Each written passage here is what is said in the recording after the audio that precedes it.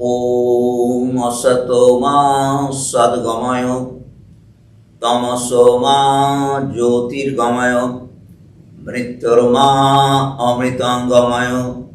Om Shanti Shanti Shanti. Om. Lead us from the unreal to the real. Lead us from darkness to light. Lead us from death to immortality. Om. Peace, peace, peace. The subject of my today's talk is good and evil.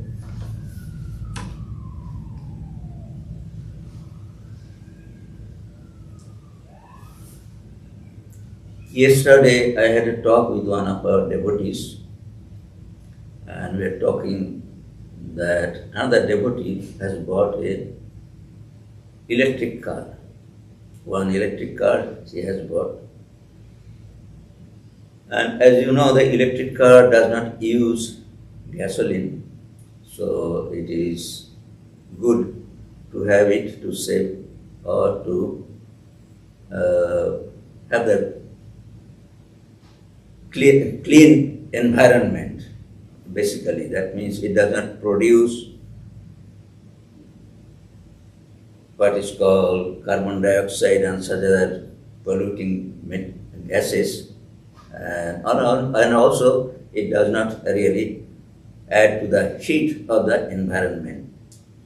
Microscopically, that means it is a very little for one car, but definitely when it is taken in a massive scale, thousands or millions of cars are getting fitted with these batteries, naturally there will be some good effect on the environment. That is understood. That is the view in general, scientific view in general. Then the point came that, well, the batteries are not coming natural thing. They are not like what is called a stone or water that is naturally available. So battery had to be produced. So what about the production of the batteries? So in the process of production, and also when we analyze, ultimately we come to a conclusion that there is definitely some energy is necessary, and that is also is probably causing certain amount of heat and adding to the environment. Probably pollution also, because the machineries are there, they must be producing some pollution, because I do not exactly know what is the process of making of the materials that go into the production of the batteries. But definitely nothing can be done out of air, and it is that also production itself will cause certain amount of expenditure of energy, and that will contribute to the heat on our earth. So taken multiplied by what is called millions and millions, definitely it is also causing heat. The point is that from our point of view, that means individual point of view, that we see that apparently we see that there is some benefit in our area, but there must be same thing is happening probably at a distant place. So if we take the earth as a unit, so there is very little benefit. There might be, I do not know exactly by calculation.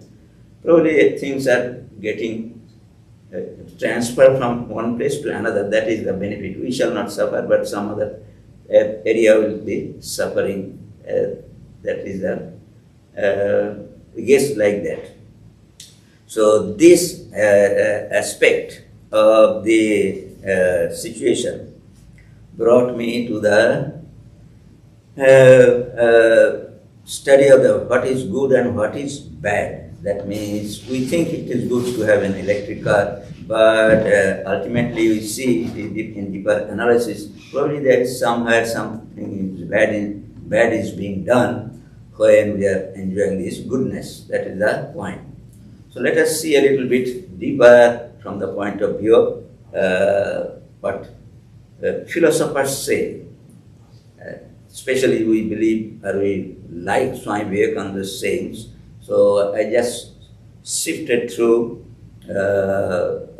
his sayings, and then I found that he has really given some thoughts about this problem of good and evil.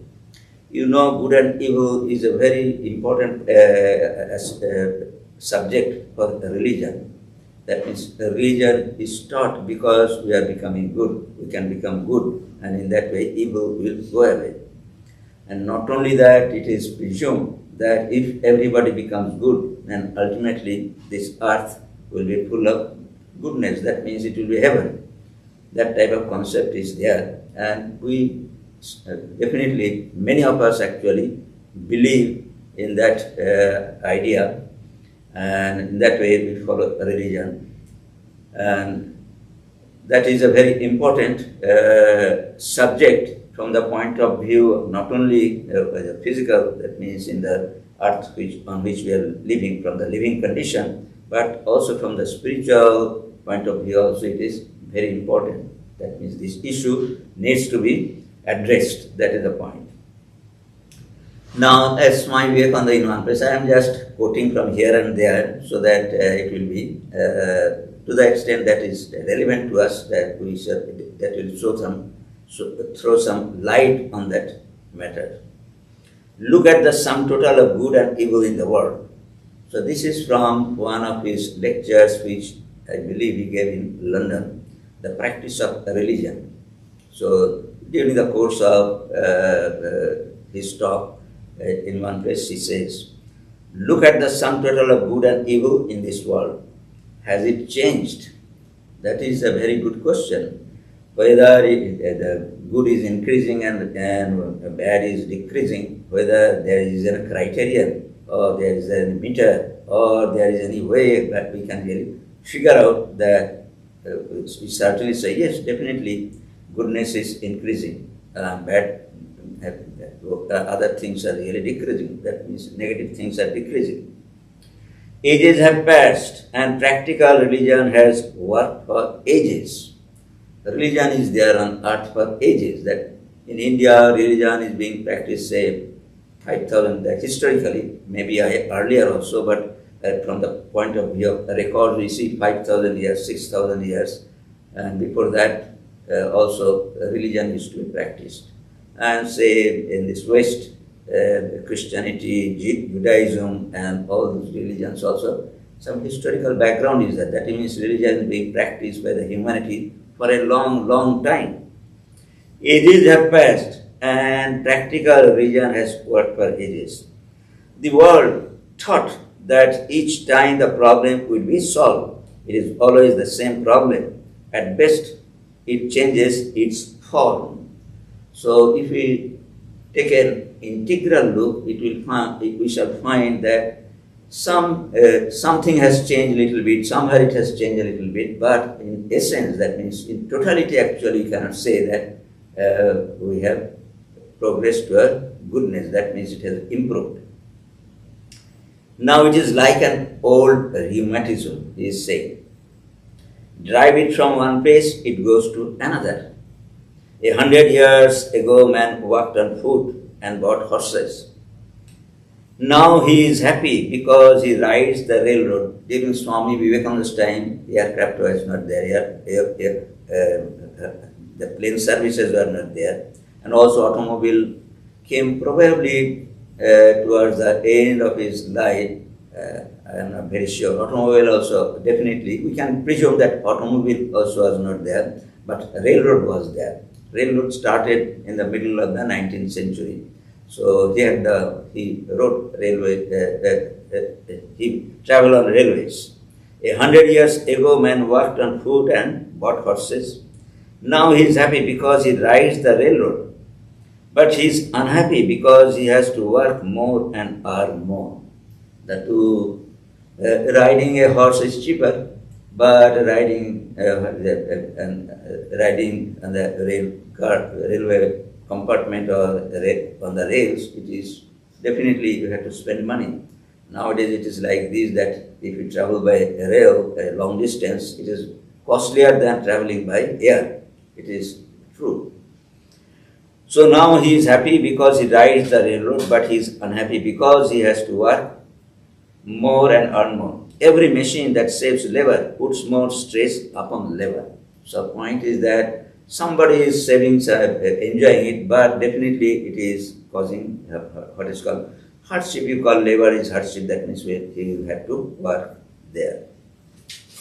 So it is just, the analogy is very pertinent. Rheumatism, even now rheumatism, there is no cure for rheumatism.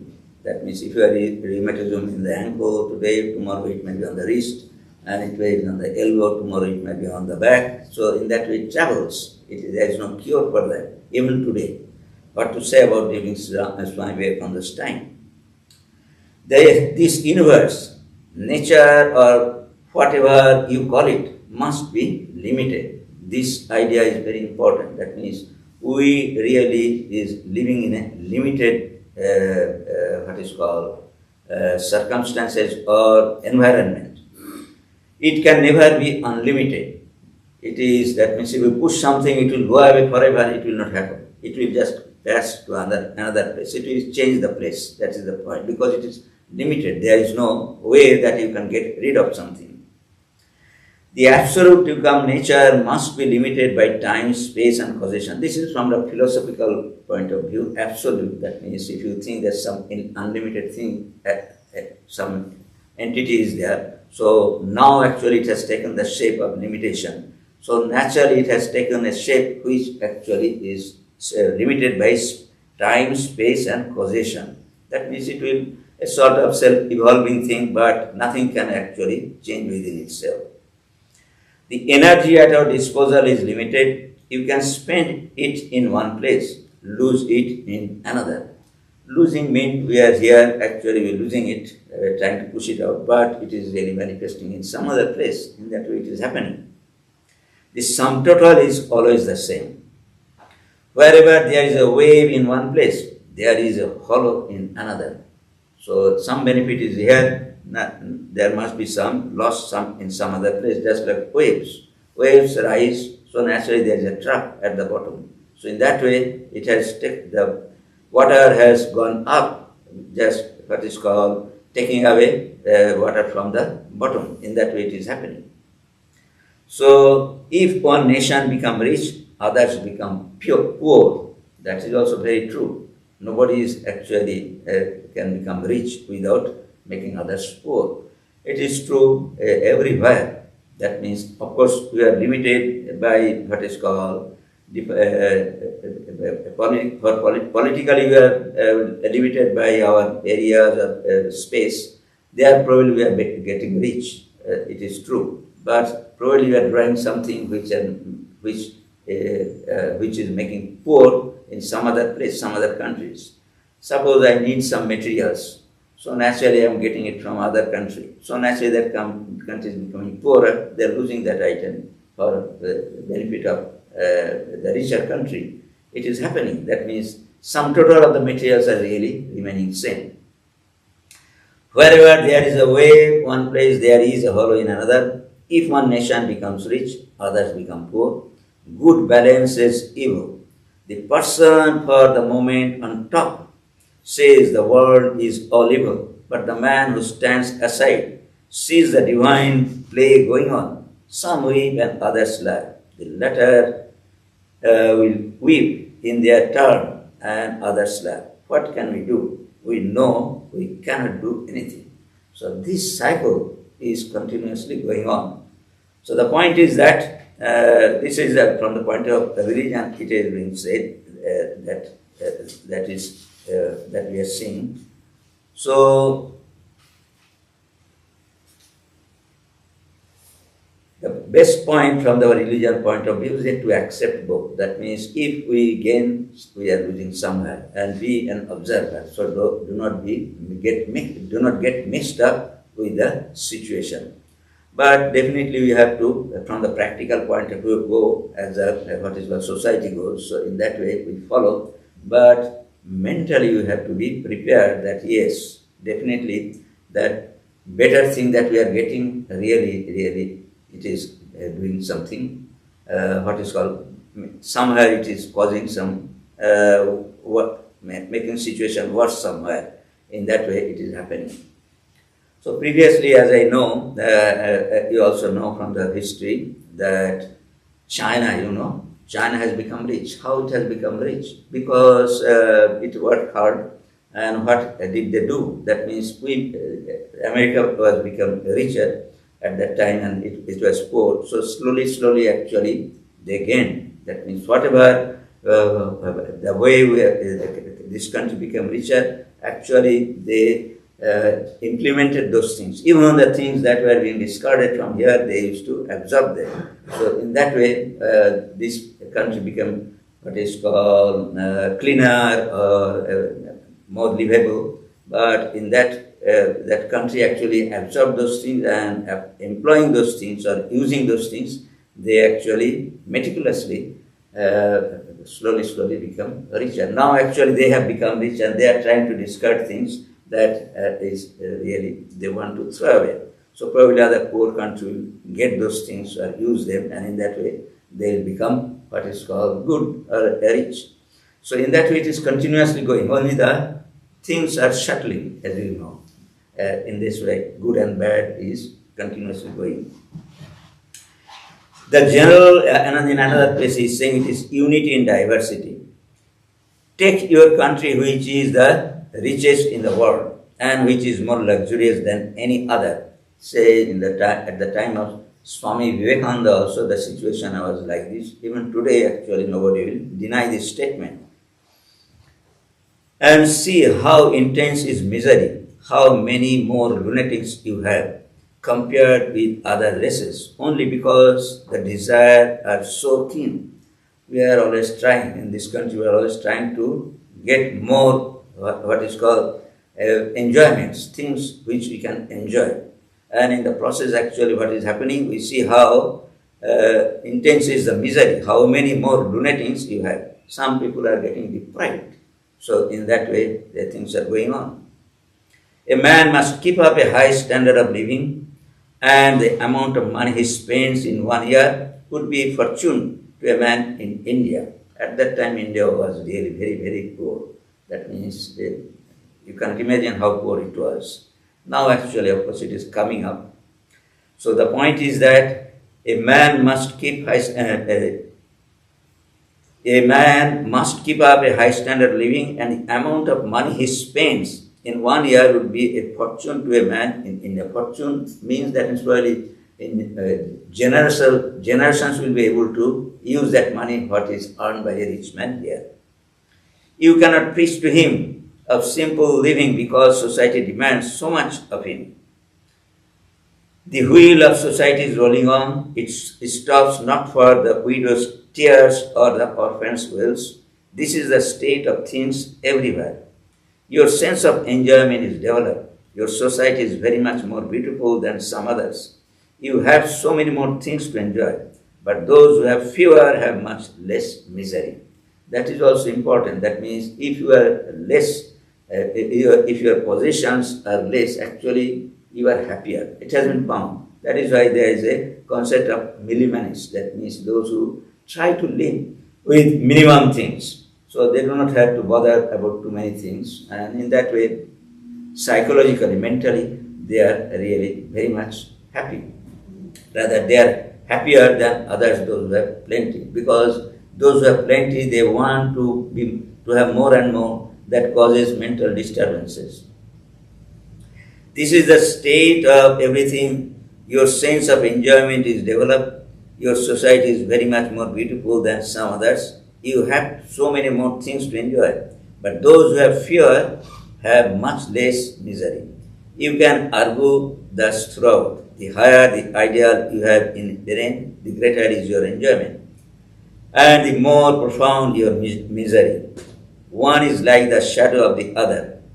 That the evils are being eliminated may be true, but if so, the good also must be dying out. So that is also, they go hand in hand, that is the point. But are not evil multiplying fast and good diminishing? If I may so put it, If good increases in arithmetical progression, evil increases in geometrical progression. So this is really, if you observe from a point of view of an observer, not getting involved. The intellectuals or those who are thinkers, they think in that way. Well, we have to be impartial. What is happening in throughout? So when we look at it, actually we find that some people are enjoying, but you see other people are really losing something. That means, as Swami Vivekananda put it, that means if the good increases in arithmetical progression, evil increases in geometrical progression. In the society, it is happening like that. So what is the solution then? The solution is like this, that means we have to take it from the point of view a little bit philosophically. That means materialism is there, and material enjoyments are there, material goodness is there, material evil is also there. But we have to think that things are really in this world, as it has been said, it is a compact world. So if goodness is increasing, evil is getting somewhere else. So physically it is like that. But we have to think it from the point of view of individual.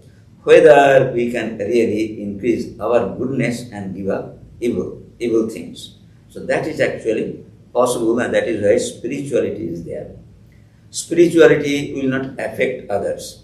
That means if you have good habits, actually it doesn't mean that other people will take away your bad habits and will practice that bad habits. It is not like that. You will lose that, and you will lose that forever if you do not practice it. So in that way, in relation to the individual, if we take it good and evil, then we have certain benefit. That is the point.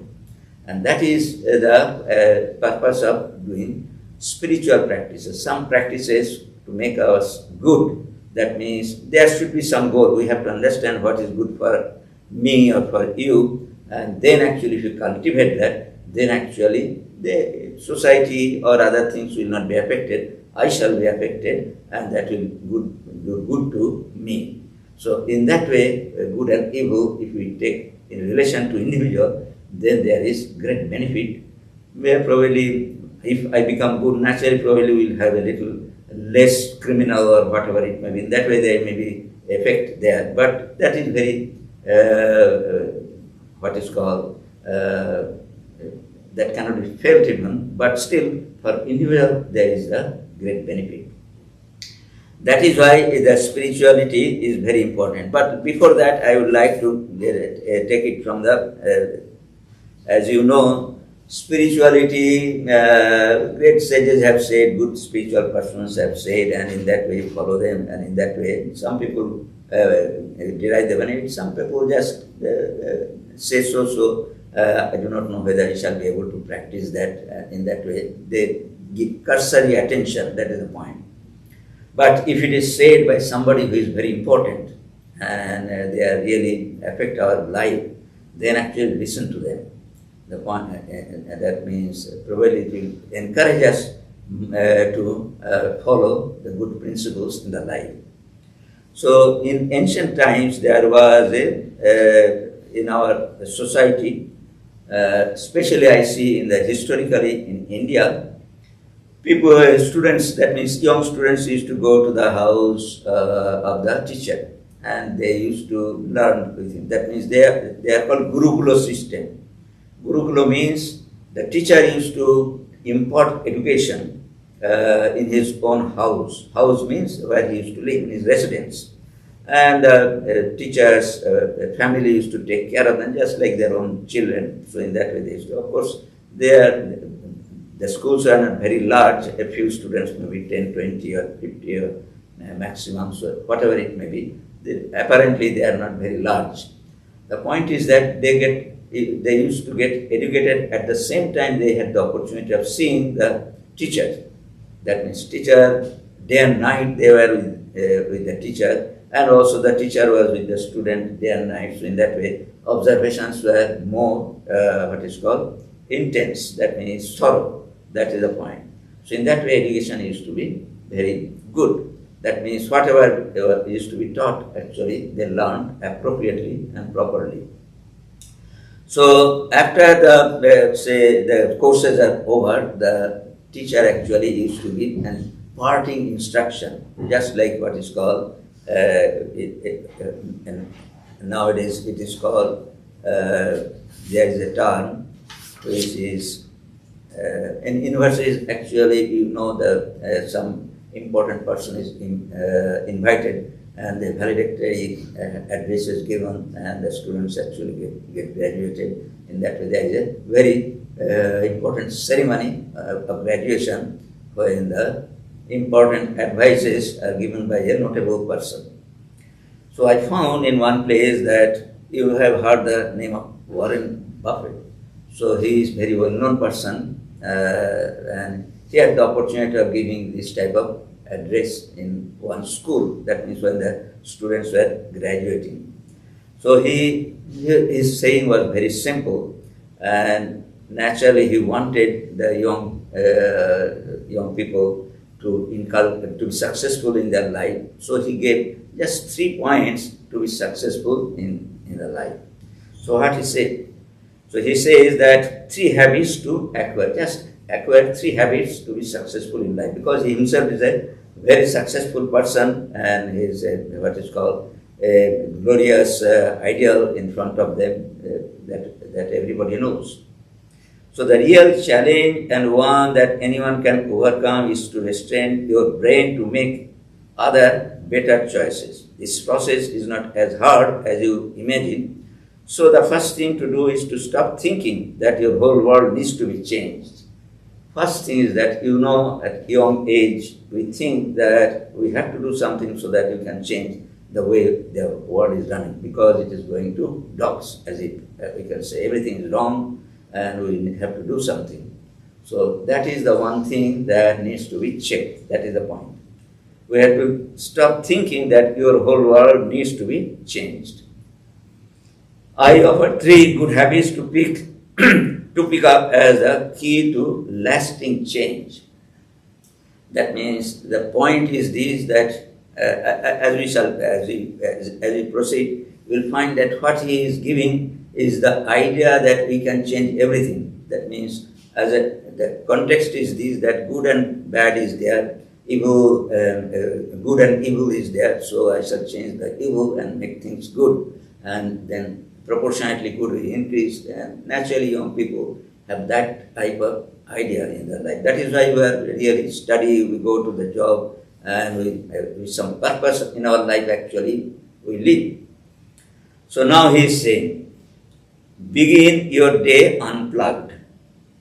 So this is a very practical instruction, and he is saying, in the past I would wake up, from his own personal point of view he is saying, in the past, I would wake up in the morning with my phone by my bed. My brain was acclimated to grabbing the phone within seconds of being awakened and checking my notifications and email. It was an immediate jolt of disruption that had me up and running without properly taking the time to get quiet, meditate or pray, reflect and think about my day. So that successful person is saying that this habit I had, but that took the peace of my mind. That means I could not really take my breakfast properly, and not only that, I could not spend some time in my prayer or meditation, and also I could not think in advance what I need to do during the day. I learned to retrain my brain to get up each morning, to first clear my head and tee the day up unencumbered by distraction. That meant putting the phone in another room the night before to minimize temptation.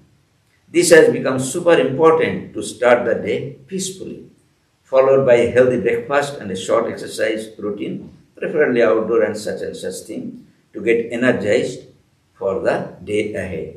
So this change of habit actually helped that person, that important person, and he is giving this advice to young people.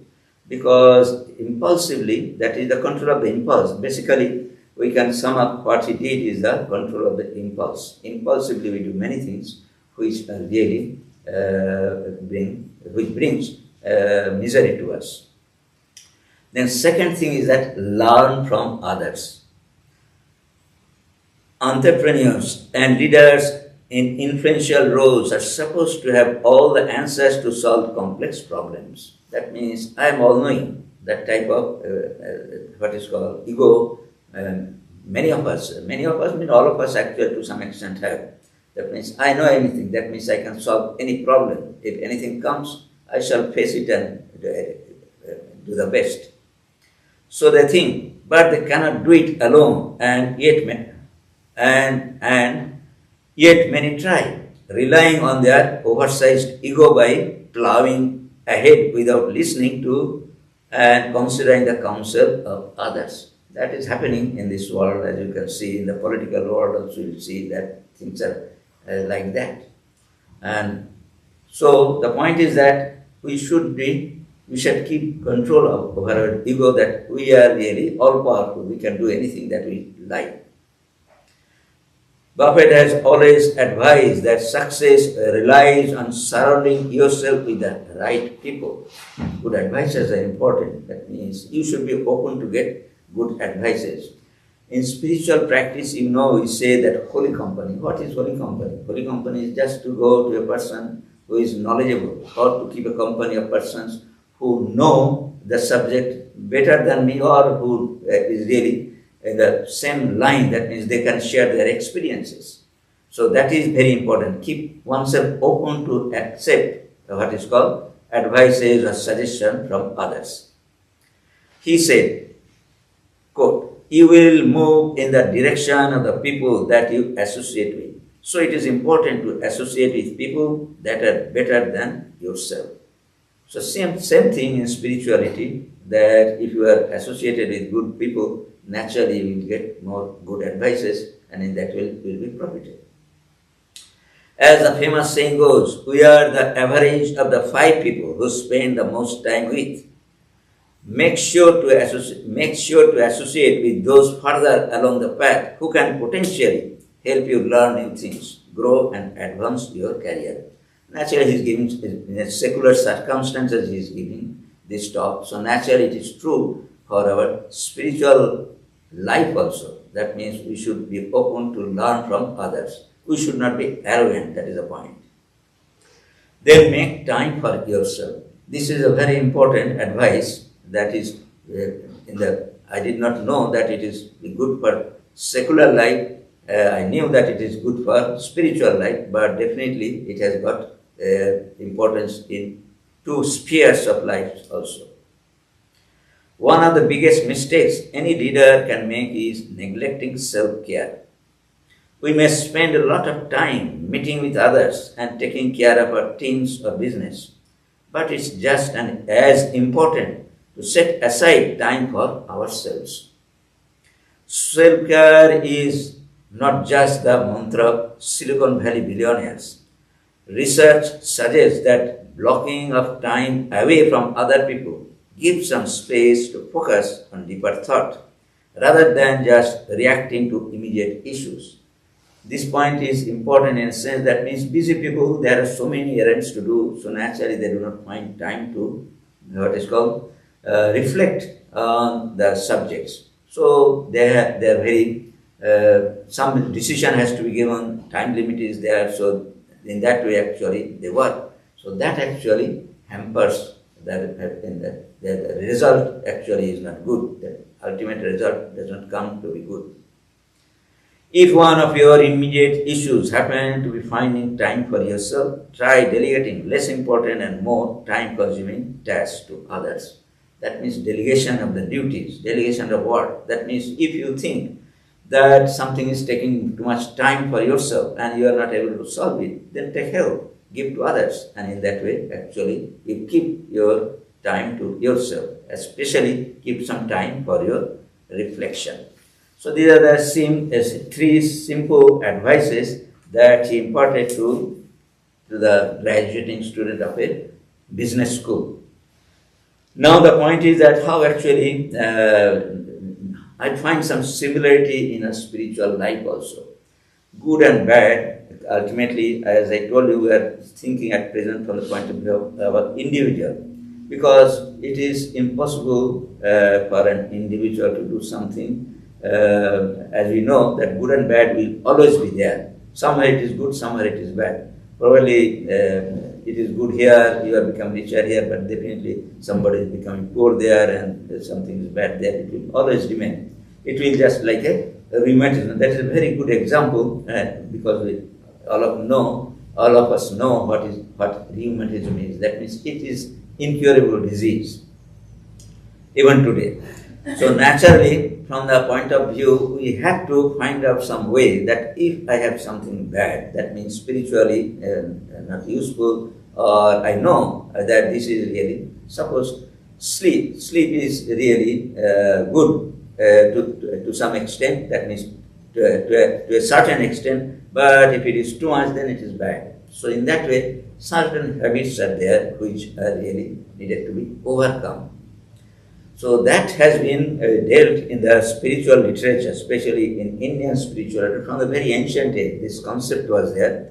That means there are 3 stages of everything. Everything means not only mental sphere, in the physical sphere also it has been extended. That means all the universe that we see are made up of 3 aspects. They have 3 aspects. One is called sattva, another is called rajas, and another is called tamas.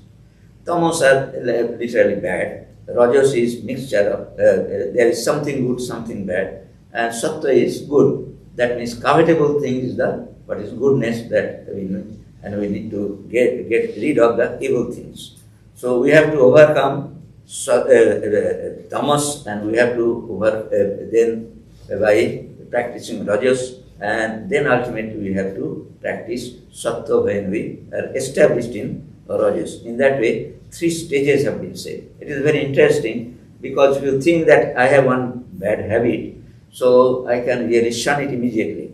That doesn't work actually. That means it will come back. Smoking, you see. If you smoke, so naturally you see it takes a lot of time to get rid of smoking, until and unless the doctor said that you will have cancer, or you have cancer because of that. So out of fear, actually, it is a drastic thing that needed to be done. So in that way, all the habits that we have to sort out. Certain habits are definitely good. We are human beings. We cannot say that we are embodiment of bad things. In this context, I remember one story, that is a Chinese story. That means there is a robber. He has a gang of, that means he had some recruits. They used to help him in robbery. So one of the robbers, as that's the leader of the robber, Chi, I think his name was Chi or something, Chinese name. So he has that. We are doing robbery, and you also have trained us, and also you are the leader of the robbery. Do you think there is some goodness in this robbery? So the robbery, as you know, that means depriving, killing people and getting things, and it is a very nefarious work. We cannot imagine that robbery is a good thing at all. Then when the leader was asked, is there any goodness in doing a robbery? He said, well, yes. I can show you that there is goodness. First thing is that you have to first figure out where the booty is there.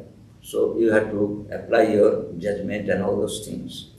Then you have to figure out actually how to get the booty. So you have to plan the thing appropriately. And not only that, you have to go in a gang, and then actually you have to see that you work what is called systematically. So something you can do, some other thing other person will have to, in that way you have to share your duties. That is also a sort of what is called good quality that a robber should have. Then suppose, then after getting the booty, actually you have acquired something, so naturally you have to share things with others. You cannot really get the whole booty for yourself. So there is a charity also in that. So in that you see, in the robbery you have to practice certain good qualities, otherwise a robber cannot be a successful person. So in that way, even in bad things also there are good things. So naturally, let us see whether we can really cultivate more goodness in our lives. So once we really identify our bad qualities which need to be overcome, or we want to increase goodness, so naturally we have to pass through stages. Once the discovery, then actually you have to figure out a mechanism how to overcome that. Then actually when you get established, then again you have to figure out another fault that I have, so how to overcome. In that way we become habituated. The point is that you cannot lose something, you cannot gain something without losing something. So that has to be kept in mind. Suppose you want to gain something, good habit. So naturally you have to, your time is limited because you live in a 24-hour day.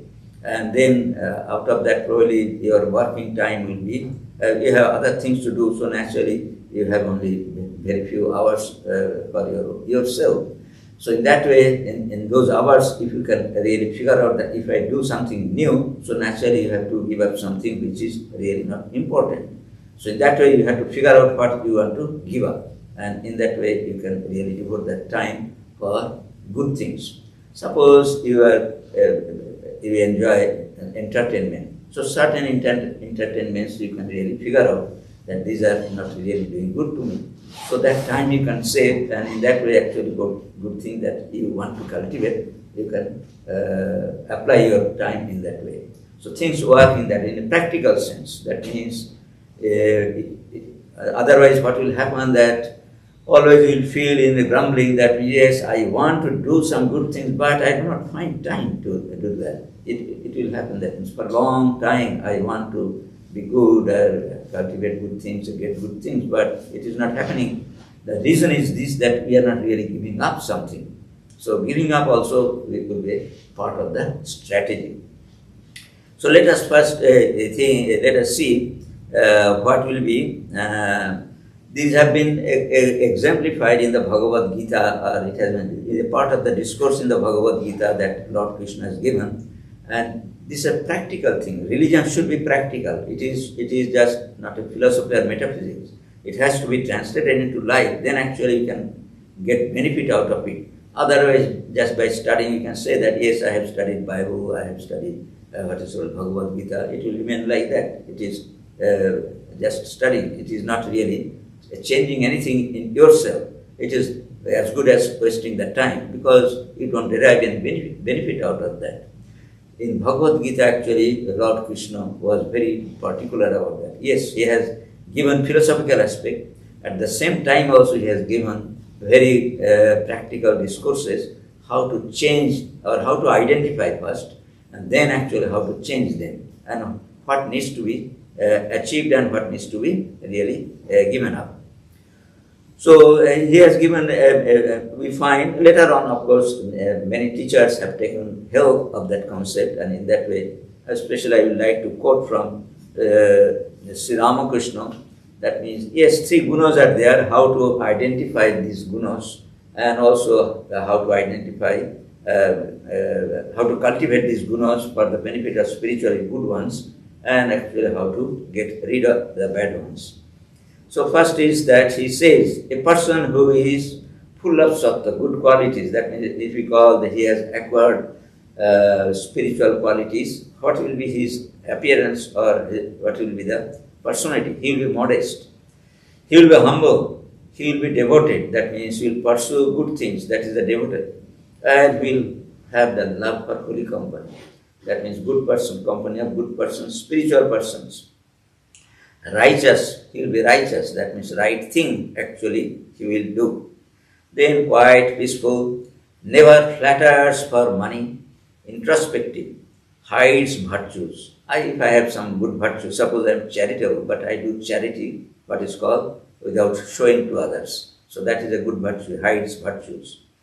Meditates in secret, that means he does not show that I am going for meditation from such and such hour in such and such place. So he doesn't announce that. Quietly in a place he sits down and does meditation. Privacy, he loves privacy. And also not outward. That means he is not too much into outward things, going to here and there, or going to say movies and such other places, just for example. So not outward, that means he loves inwardness. These are the qualities which is called sattva. The point is this has been earmarked that if somebody cultivates these habits, there are many habits that has been said, but we can take one after another, or while doing practice of one, probably automatically another habit, other habits also, good habits will come. That is the beauty of practice of good things or bad things. If you practice bad things, many other bad things will automatically cultivate. And in the same way, if you cultivate good habit, automatically other good habits will come together. In that way, it doesn't. The point is that one should not be flabbergasted. That means one should be stunned. Oh, so many things, good things I have to do spiritual, become spiritual, or progress in spiritual. It is not like that. One or two, which is feasible, start with that. Suppose charity. Charity you can do, as it has been said, if you do the charity, that is a virtue, good virtue, and do it in such a way that other people do not. You will feel happy within yourself. And in that way, actually, other habits also, probably contemplation will be good. So in that way, meditation also will be good, because you will not be disturbed by what is called, what we have shown, or in what way you have to do all those things. It won't bother you. So in that way, we have to understand that by taking one or two good habits, practice of good habits, actually we can progress spiritually. Now there is another aspect. If somebody is really, suppose tamas, suppose I am tamas person, that means what is that? That means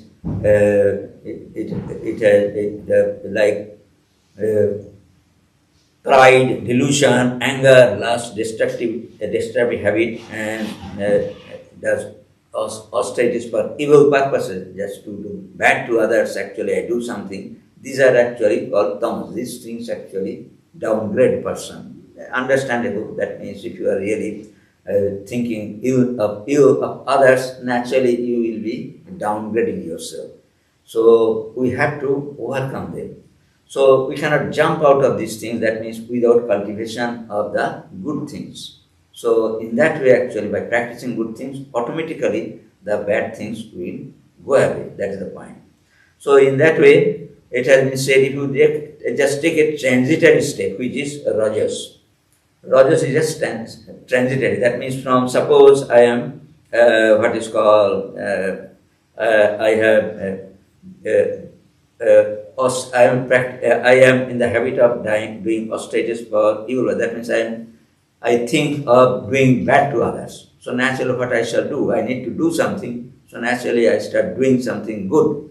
And in that way, probably it will be, at the beginning, probably it will be a show that yes, I am doing good to others. That is perfectly all right if you are doing good. You are not really trying something destructive for others. So don't bother at that time, at that point, that it is really what is called showy. That means people are seeing it and you are also doing it. That is the second stage, which is called rajas. It may be show of something that you are doing good. Then actually you have to come to a stage when this doing good, when it becomes a part of your life, then actually don't try to be showy. That means try to do it, as it has been said, hide virtues. So in that way we can do that. So then actually we can become more contemplative. That's the point. Showing means, that means you are busy keeping the mind in that practice of the habit that you are cultivating. That is good definitely from the doing bad things, but it is not ultimately good from the spiritual point of view. To be ultimately good, you have to be sattvic. These qualities should come to you. So these are the things that is there. The bottom line of today's talk is that good and bad are there. It will remain there physically and logically also. You can see the fallacy of this, and philosophically you have to take it. That means, yes, we can become good by shunning evil. That should be the objective goal of learning what is good and what is evil.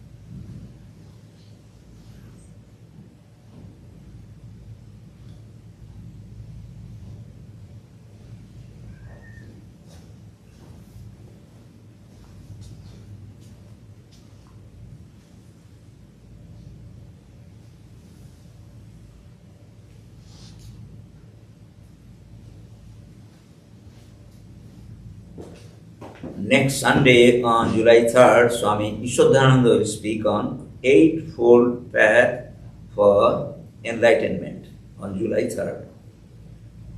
And we shall continue our classes on Raja Yoga, that means on Fridays, on Wednesdays the Raja Yoga class will be there. And then Swami Ishodhananda will give his class on Isho Upanishad on Fridays at 6 p.m. It will be on Zoom only. And also I shall continue the class on the discourse on Gospel of Sri Ramakrishna. And the Raja Yoga and Gospel of Sri Ramakrishna discourse, Raja Yoga class and Gospel of Sri Ramakrishna discourse will be in person as well as on Zoom. And we shall have summer retreat, and this time our summer retreat will be on 16th July, 10 to 1:30 p.m. And the registration will be done online only. That means it will be the online registration will open on 1st July, and you have to go to our website on our website, and they will find the link for the registration. And one person per one email address. That is just to keep control of the what is called attendees. We have limited seat, and also the situation is not that still what is called questionable. That means limited number will be best, we thought. So in that way, those who want to attend the retreat, they have to register online and as early as possible, because Swami Sarvapriyananda, who will be conducting the retreat on Drigdishya Vivek, the seer and the seen, is a very popular speaker. So as soon as you get the link, you just register yourself.